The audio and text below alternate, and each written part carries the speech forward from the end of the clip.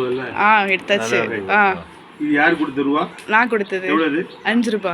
வேற கையில ஆப்பிள் ஆரஞ்சதா இருக்கா? இல்ல, ஒண்ணும் கிடையாது. எதுவுமே இல்ல.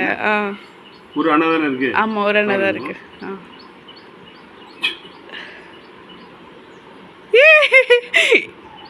எப்படி இது?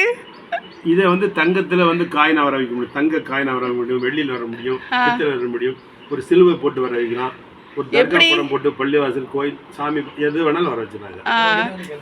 எப்படி வர வச்சு வரக்கூடிய பக்தர் யாருன்னு பார்த்துக்கிட்டு அவங்க கையில் கொடுத்து வீட்டில் போய் வைங்க, கடையில் வைங்க, அவங்க பெரிய வியாபாரம் நடக்கும், அப்படி நடக்க முடியுமா? தங்கத்தில் வர வச்சு கொடுக்கலாம். ஒரு 1 லட்ச ரூபா ஆகும், ஆனால் அவன் 5 லட்ச ரூபா வாங்கிடுவான். புரியுதா உங்களுக்கு?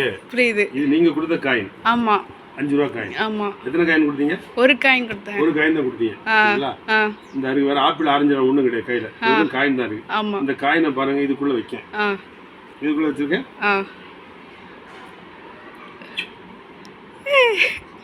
போயிடுச்சா? எப்படி பாருங்க,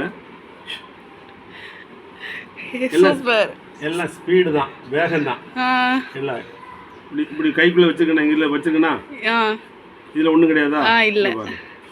காயின் எங்க இருக்கு பதில் இந்த இருக்கு பாருங்க. சூப்பர்.